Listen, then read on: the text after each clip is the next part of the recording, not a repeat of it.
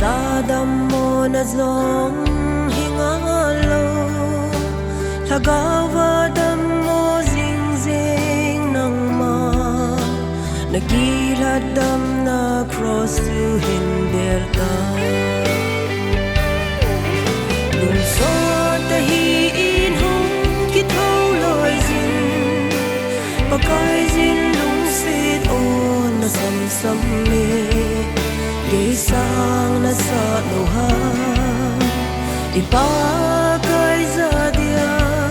Tunso na dam na pingi At iramdam ko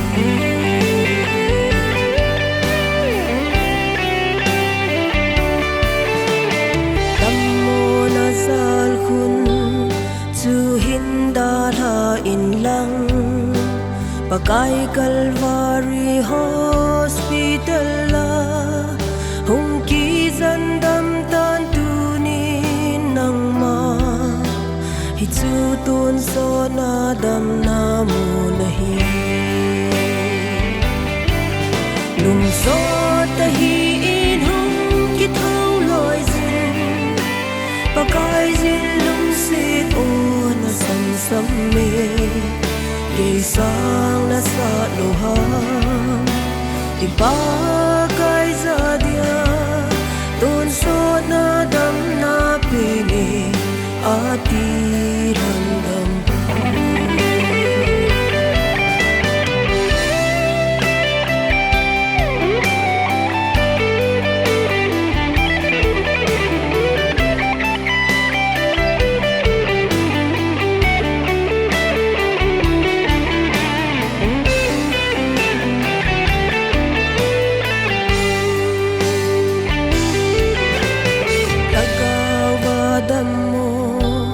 Deho hong tse uvin